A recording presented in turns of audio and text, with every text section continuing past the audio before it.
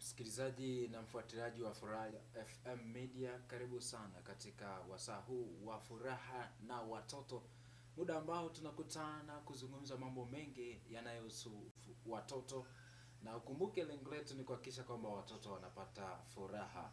Nikukaribishe sana sana sana. Mimi naitwa Meshak Longo. Watoto wenyewe wamezoea kuniita kaka fundi. Sasa ni kwa sababu ya yale ambayo nimekuwa pengine nikifanya kwao na vitu kama hivyo hapo. Kwa hiyo mimi na furaha sana kukukaribisha na kukualika katika muda huu, na tuungane pamoja, tuzungumze pamoja. Mara kwa mara tumekuwa tukizungumza tukitokea shuleni, mara nyingine tumekuwa tukizungumza tukitokea kanisani, kwa maana huko sharikani na vitu kama hivyo hapo. Leo tunazungumza kutokea studioni hapa, studio mpya kabisa za 96.7 Furaha FM. Sasa kuna mambo mengi ambayo tumekuandalia, na kipekee leo ninaye mgeni ndani ya studio za 96.7 Furaha FM. Ninaye mgeni hapa, na yeye atajitambulisha, lakini pia atatueleza shughuli ambazo anazifanya, alafu moja kwa moja tutaendelea kwenye mada. Nikukumbushe kwamba kipindi hiki cha Furaha na Watoto kinasikika kila siku ya Jumamosi kuanzia saa 4 asubuhi mpaka saa 5 asubuhi. Kwa hiyo hapo tunakutana na watoto wenyewe moja kwa moja, kwa sababu wao ndio wadau namba moja wa kipindi hiki. Lakini baada ya hapo pia tunapata nafasi nzuri ya kukutana na wazazi, lakini pia tunapata nafasi nzuri ya kuzungumza pia na wale walezi. Kwa hiyo tunazungumza pamoja, yani wewe uwe mzazi, uwe mlezi, uwe mtoto, hiki kipindi kinakuhusu moja kwa moja. Hata kama wewe ni kijana kama mimi, kipindi kinakuhusu, kwa sababu kuna namna moja au nyingine utaona kuna baadhi ya mambo ambayo yanakugusa moja kwa moja. Mimi naitwa Mesha Kilongo, kama ambavyo nimekwambia. Ndani ya studio niko na mgeni wangu hapa, na nitatamani ajitambulishe yeye mwenyewe, kwa sababu mimi namfahamu tu kwa jina moja tu jina la Jessica. Sasa nataka yeye ajitambulishe vizuri, lakini pia atuambie anatokea wapi. Karibu sana. Kwa majina naitwa Jessica Mgimba. Ninaishi Iringa kwa sasa. Ni kabila langu ni Mpangwa, natoka wilaya ya Ludewa. Aha. Wilaya ya pendwa kabisa. Wilaya ya Ludewa kwa maana ya Njombe hiyo. Njombe, yes, mkoa wa Njombe. Safi kabisa. Hongera sana. Yes. Umesema unaishi Iringa kwa sasa, lakini Yes, naamini kuna mambo mbalimbali ambayo unayafanya ukiwa hapa Iringa, si bure. Mimi huwa naamini mtu popote pale ambapo anaishi huwa sio bure, lazima kuna lengo maalum ambalo linamfanya awepo hapa. Unaweza katudokeza kidogo, ukiwa hapa unafanya shughuli gani na gani? Okay, lengo la kuwa hapa kwanza ni mama mwenye watoto. Oh. Kwa hiyo ninapenda watoto sana. Yani Na umekuja wakati wa yes, furaha na watoto, wakati sahihi kabisa. Yes. Karibu sana. Ni mama mwenye watoto wa kike na wa kiume. Kwa hiyo namshukuru Mungu, ninawalea watoto wa kuwazaa na wasio wa kuwazaa. Lakini lengo la kuwa hapa Iringa, ninamtumikia Mungu na shirika moja linaitwa Emmanuel International. Emmanuel International. Emmanuel International maana yake Mungu pamoja nasi kwa mataifa yote. Wow. Na hili shirika ni la Kikristo ambalo linafanya kazi za mambo ya umisheni jumuishi.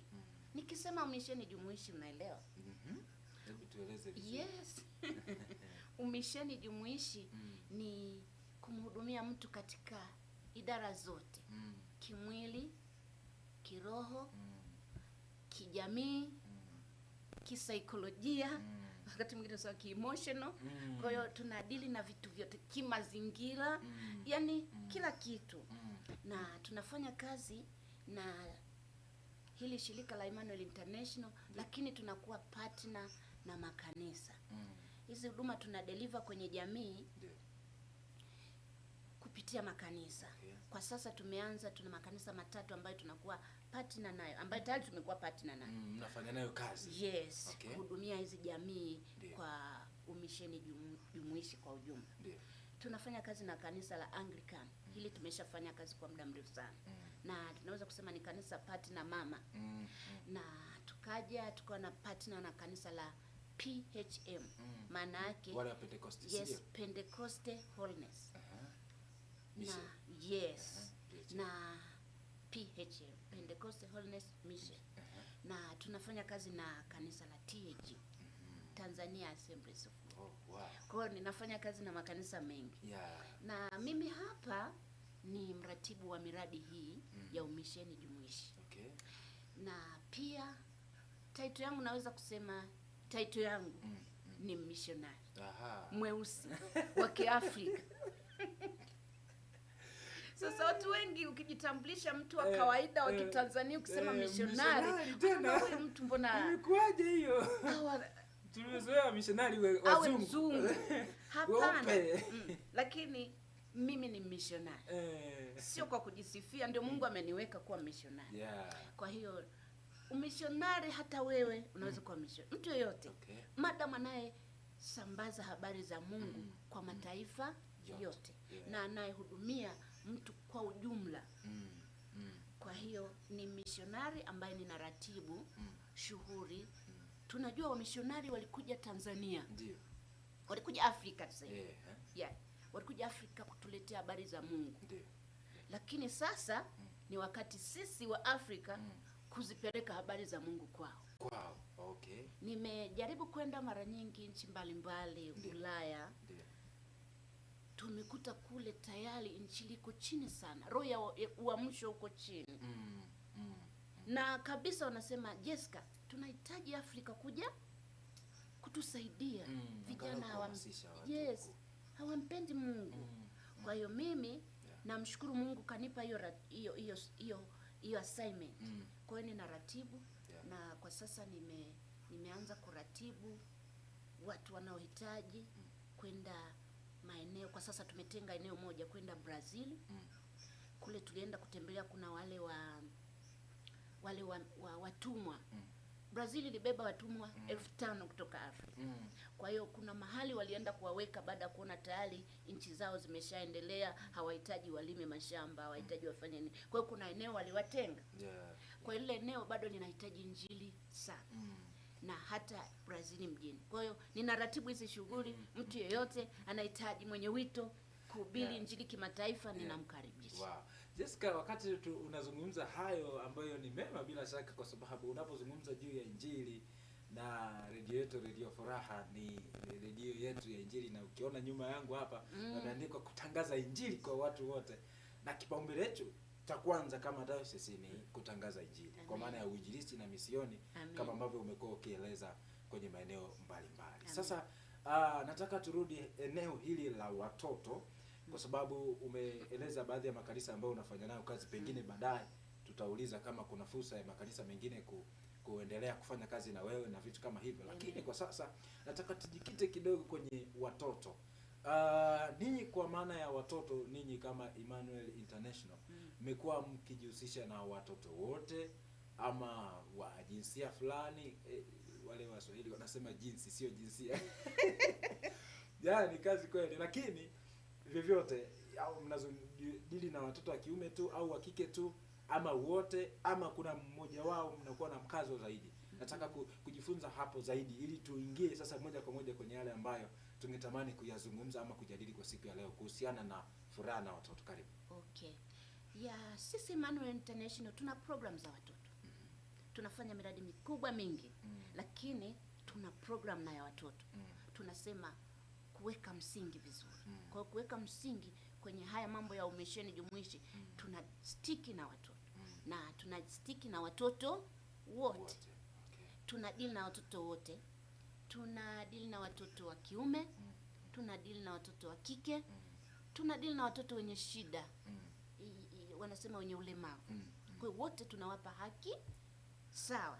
Na mimi kama mwezeshaji wa Emmanuel International ninajikita kuwezesha kila mtoto na title yake. Kulingana na sababu ya yeye kuwezeshwa. Kama ni wa kike, unadili naye. Kama ni wa kiume, hivyo hivyo. Kama ni kwa sababu ya ulemavu, na dili na ulemavu wake. Okay. Huyu mlemavu tuende naye vipi? Huyu wa kike afanye nini? Huyu wa kiume afanye nini? Sawa. Moja ya shida kubwa ambayo mimi ninaiona kwa namna ambavyo nimepita maeneo mahali kwenye familia, ngazi ya hata ya vijiji au miji au mikoa, hata kimataifa, kuna shida ya malezi ya watoto, hasa watoto wa kiume. Ninasema hivyo kwa sababu kampeni nyingi zimekuwa zikizungumza juu ya mtoto wa kike, Yes.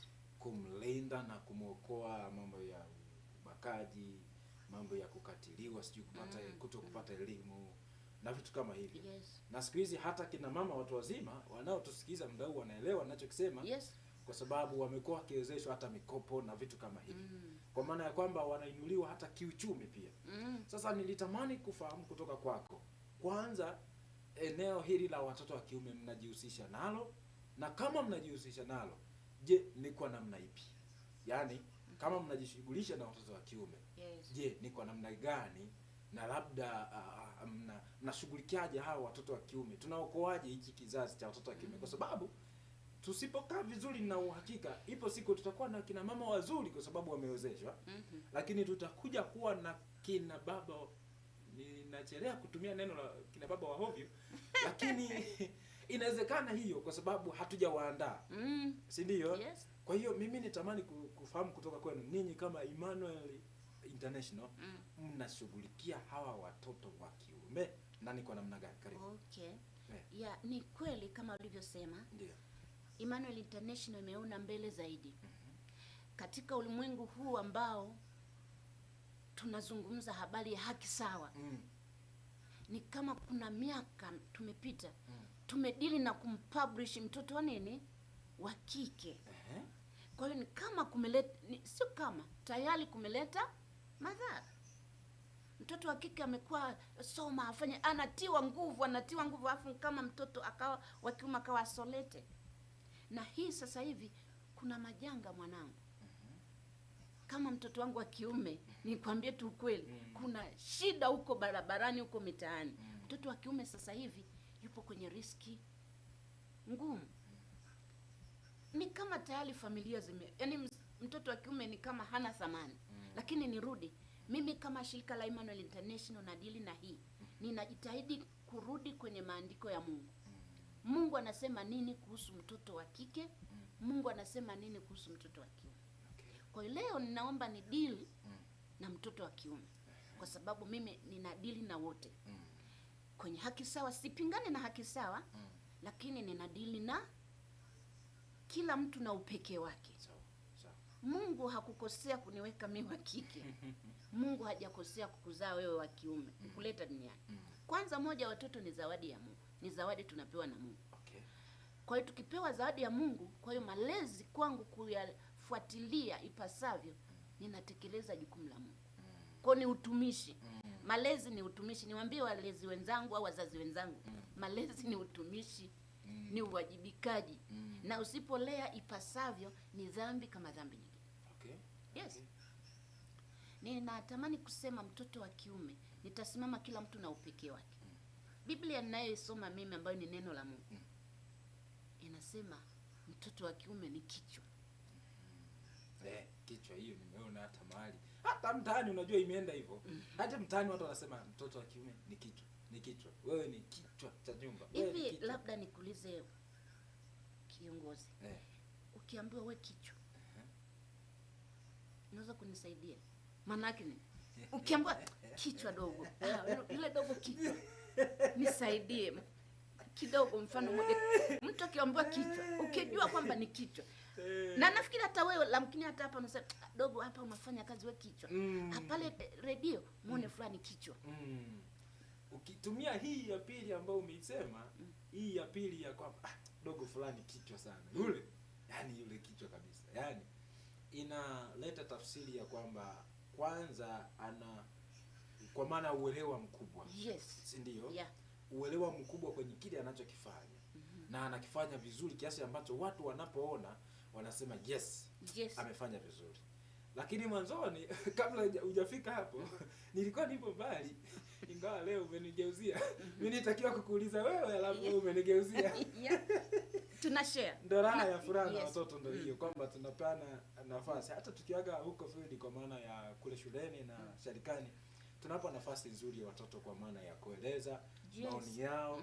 Alafu na sisi tunakuja na conclusion ila tusaidia kwamba wasiwe tu wanasikiliza au wafuatiliaji tu, waangalau na wao wanapata nafasi ya kuchangia. Ile ya mwanzoni mimi nilienda mbali zaidi. Yes. Kama ni kichwa. Yes. Kwenye kichwa kuna macho. Ndio. Maana lazima aone. Yes. Mbali. Yes. Kwenye kichwa kuna masikio, lazima awe na uwezo wa kusikia vizuri. Amen. Si ndio? Lakini milango ya fahamu karibu yote ipo kwenye kichwa. Kwenye kichwa. Si ndio? Maanake ufahamu tunatarajia huyu wa kiume ambaye tunazungumzia sasa hivi lazima awe na uwezo wa kuwa na uwezo wa kufahamu kuanzia macho yake, maanake ana uwezo wa kuwa na maono makubwa kwa ajili yake na familia na kadhalika. Lakini pia tunapozungumza masikio hivyo hivyo, uwezo wa kuhisi na vitu kama hivyo. Kwa hiyo mimi mwanzoni, ukiacha kwamba kichwani kuna ubongo kwa maana hiyo ya ufahamu ambao tumezungumza, lakini nikaona huyu nadhani mwili hauwezi kufanya kazi bila kichwa. Yes. Kwa hiyo ninaweza kutoa tafsiri ya namna hiyo. Labda unaweza ukawa na nyongeze kwenye hilo alafu tuendelee. No, umemaliza. Kichwa ndio kila kitu. Kina macho kama ulivyosema, sitaki kurudia. Umejibu vema. Kwa hiyo Mungu anatuonyesha mtoto wa kiume ndio kama ni kichwa. Amesema mtoto wa kiume ni kichwa. Tena ukienda mbele anasema kama alivyo Kristo kichwa cha kanisa. Kwa hiyo mtoto wa kiume yani ni kitu kikubwa sana. Ninakumbuka zamani familia ikipata mtoto wa kiume inafanya sherehe. Nataka niseme hawakukosea. Zile sherehe za kwamba tumepata mtoto wa kiume. Hata mama anahudumiwa tofauti. Sio vibaya. Mimi ninataka niseme sipingani na usawa na nini. Niko right. Lakini kila mtoto ana upekee wake, umenielewa? Hata mama anatritiwa tofauti akitoka kujifungua mtoto wa kike au wa kiume. Okay. Walikuwa na akili kwamba yule mama ndio ale vizuri. Yaani kwa sababu ana hii kichwa kina mambo mengi, inatakiwa wamfidi vizuri ili kichwa hiki kikae vizuri. Kwa hiyo Mungu anamwona mtoto wa kiume kwa namna ya kipekee sana. Mpaka alimesema kwenye maandiko ambalo ni neno lililohakikiwa ambalo ni pumzi yetu. Mtoto wa kiume ni kichwa. Kwa hiyo tunavyoenda na kuna sehemu anasema mtoto wa kiume kwenye Biblia ni taifa. Tukisema ni kichwa, kwa mtoto wa kiume ni ukiona pap, niwaambie wazazi wenzangu, pap umepata mtoto wa kiume. Hata malezi hata fikra inabidi ubadili mtazamo. Kwamba umezaa mtoto kichwa. Pili umezaa taifa. Tatu umezaa mlinzi. Umeelewa? Nikisema mlinzi unaelewa? Mlinzi yani umepata mtu ambaye atalinda. Ukifuatilia familia nyingi hata kama mna watoto wa kike lakini ndio wanasema ngoja kaka. Ngoja kaka. Nyoka akiingia ndani. Nijisemee tu ukweli, mimi nilisoma primary. Primary kuna michezo ya kupigana na nini? Ndio. Nikiwaambia nitamwambia kaka. Hawanigusi. Na ni kweli nilikuwa na kakaangu, mtu atakusumbua niambie. Kwa hiyo mtoto wa kike mtoto wa kiume ni mlinzi. Kwa kupata mtoto unajua ni mlinzi. Ni mlezi wa wenzie. Kwa hiyo na malezi yake yanatakiwa ubongo uchemke. Treatment yake ya malezi iwe tofauti. Sasa tumefeli. Nataka kusema kuna sometime tumefeli. Tumejikita kwa serious na mtoto wa kiume wa kike hatuja balance. Jessica, ninaweza nikakudokeza miongoni mwa jitihada ambazo zimekuwa zikifanywa kwa maana ya kanisa. Mimi nimepata neema mara kadhaa kuwepo kwenye ziara ya msaidizi wa askofu kwenye dayosisi hii. Yes, hongera. Na kwenye ziara zake, miongoni mwa salamu zake za kila wakati anaposimama ni eneo la malezi. Amen. Na amekuwa kazia sana eneo hili la mtoto wa kiume kwa sababu kweli inaonyesha ameachwa. Na mimi nitazungumza na wewe hasa kwenye eneo ambalo amekuwa akizungumzia. Moja ambayo ya eneo ambalo amekuwa akizungumza anasema msaidizi wa askofu anaitwa mchungaji Mgeko. Ndio namfahamu. Anasema au namfahamu. Asante. Anasema kwanza mtoto wa kike na wa kiume, mtoto wa kiume yani wa kike, tuanze na wa kike. Anasema akivunja ungo, anasema wazazi na walezi huwa wanakaa naye. Yes. Na wakati mwingine hata kabla hajaingia huko wanaweza kukaa naye. Alafu anasema mtoto wa kiume ni mara chache sana kupata hiyo neema. Yes. Ya kukaa na hao watoto. Alafu anasema huyu mtoto wa kike huyu akiwa mjamzito, tunazungumza sio jambo la ajabu. Amen. Akiwa mjamzito na yenyewe anapata nafasi ya kukaa na wazazi kuelezwa kwamba kwenye hatua hii kuna hili na hili.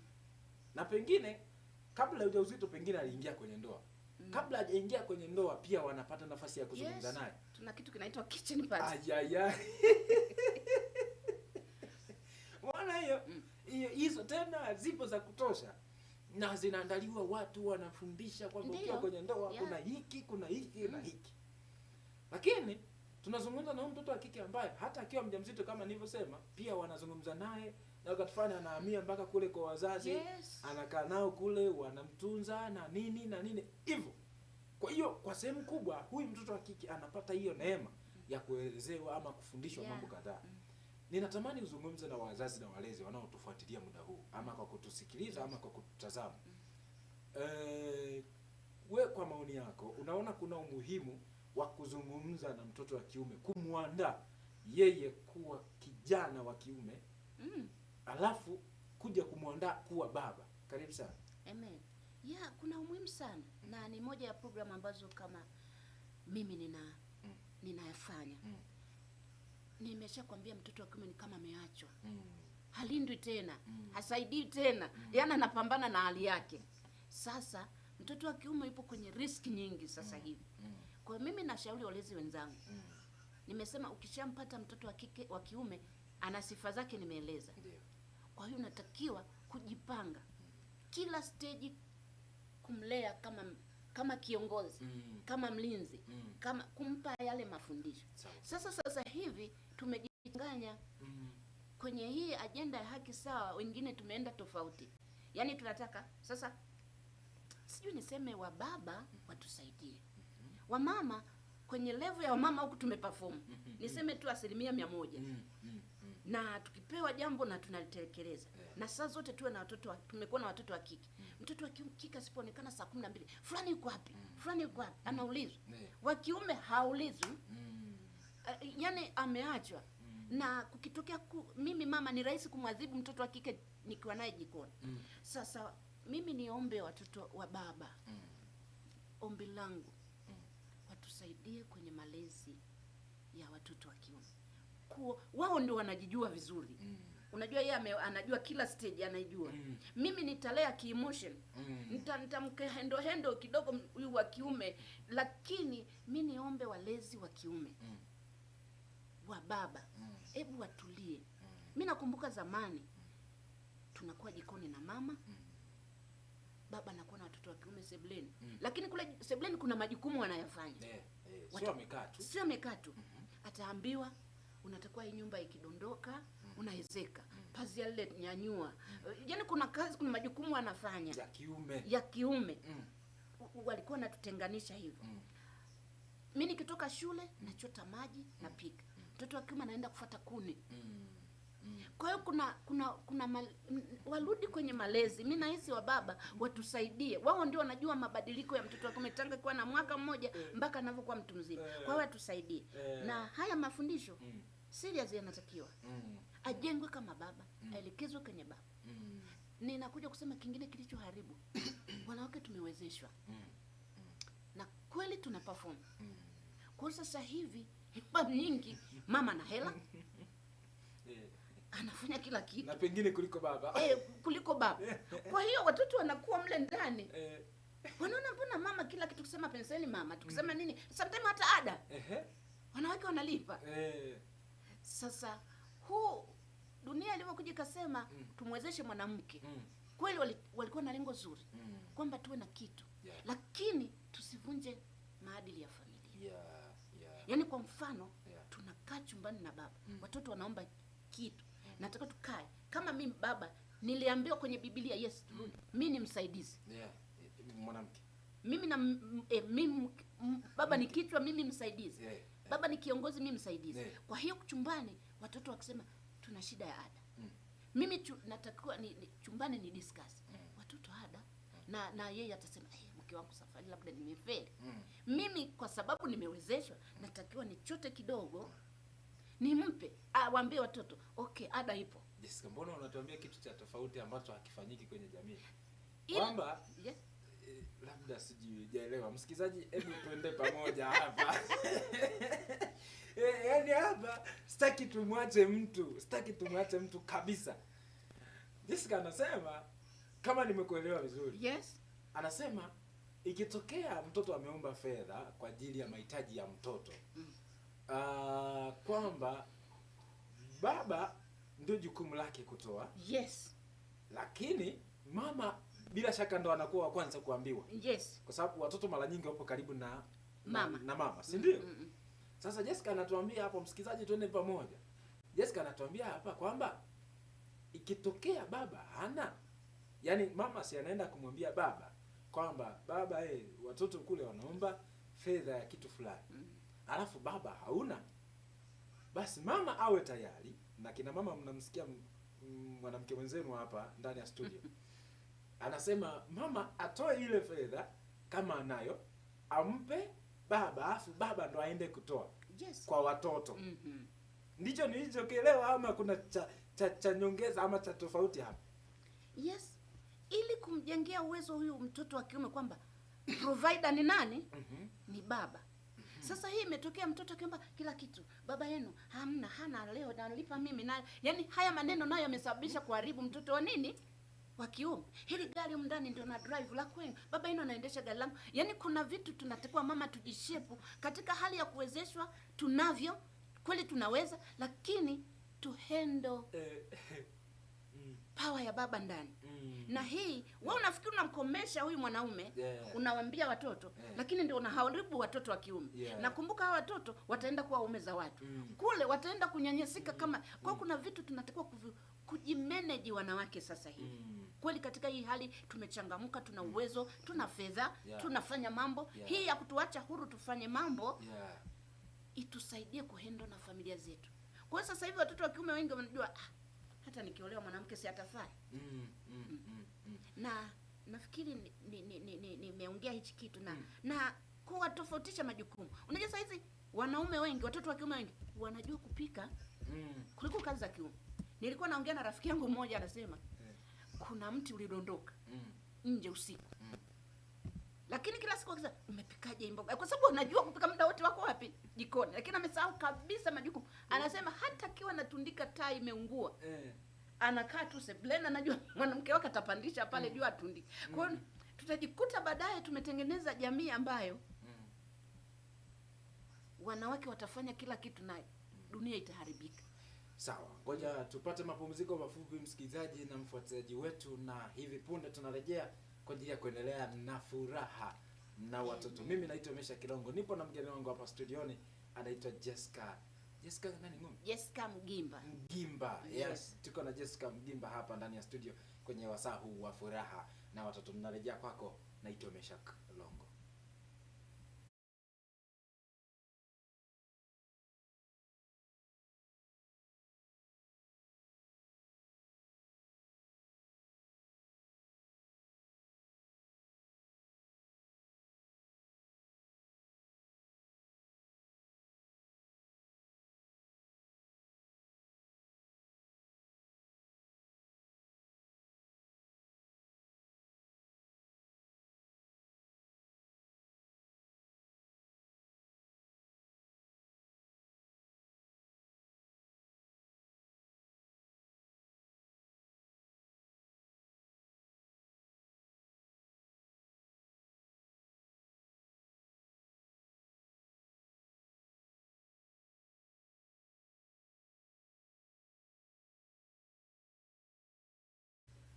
Naam, msikilizaji na mfuatiliaji wa Furaha FM Media, tumerejea tena katika wasaa huu wa furaha na watoto.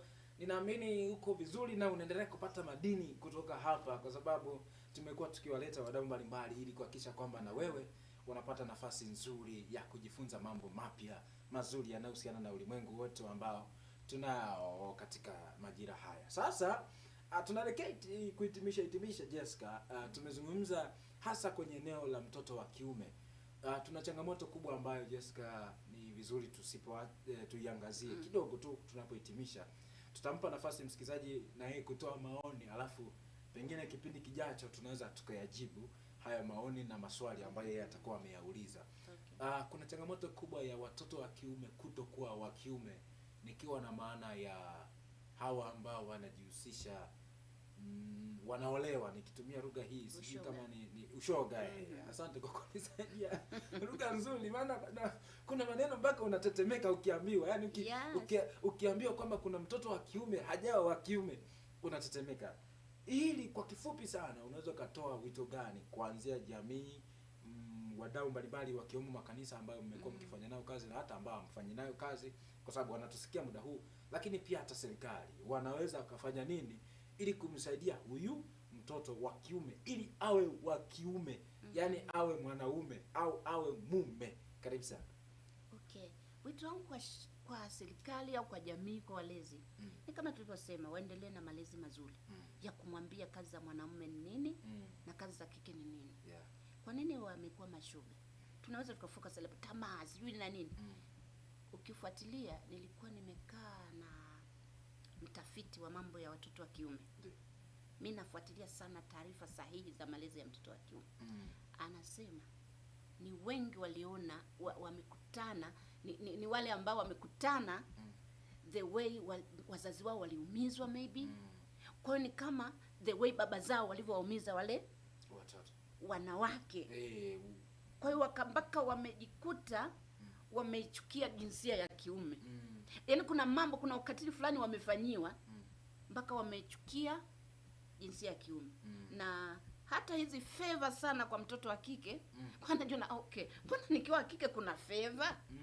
Kwa hiyo wengi wameingia kwenye hili dimbwi kwa ajili ya mitazamo, sio wote kwa ajili, yani wanatafuta favor, wanatafuta urahisi. Lakini tuendelee kutoa elimu, majukumu ya kama mtoto wa kiume ambaye ni kiongozi, mlinzi ni nini.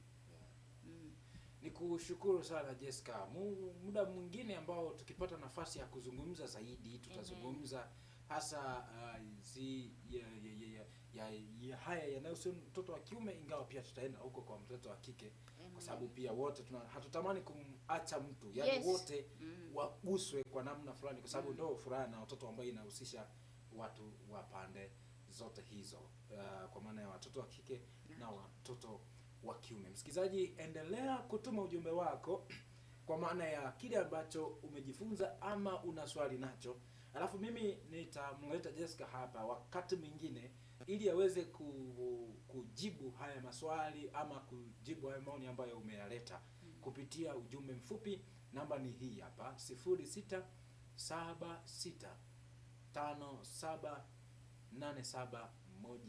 0676 578713.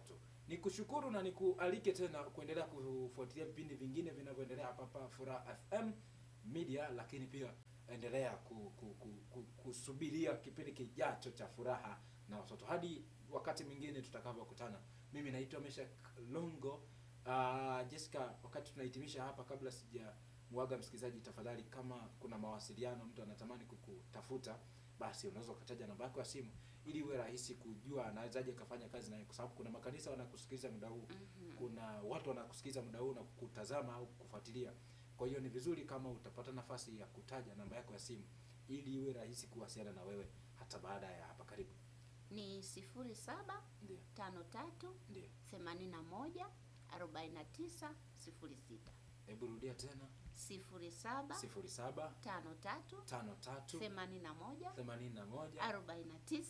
0753814906 watanipata. 06. Huyo ni Jessica Ngimba bila shaka. Na anatoka pale Emmanuel International, na nimeona kwenye shati yake na hiyo logo ya Emmanuel. Kama ulikuwa hujagundua, mimi nimegundua hiyo. Asante sana na karibu tena tutakapokualika kuweza kuzungumza juu ya furaha na watoto. Basi ukaribie hata kwa mada nyingine pia tukaribishe kuweza kufanya kazi na sisi kwa ajili ya haya ambayo tumekutamani kuwa nayo. Asante msikilizaji na asante mfuatiliaji wetu kwa njia ya mitandao. Mungu akubariki na asante. Endelea kufuatilia vipindi vingine vinavyoendelea hapa Furaha FM Media. Mimi naitwa Mesha Kirongo, kipenda niite Mero Super. Watoto wamezoea kuniita kaka fundi, lakini tiki ndefu kama umechagua kuniita kuhani mwandishi. Asante na kwaheri kwa sasa. Amen.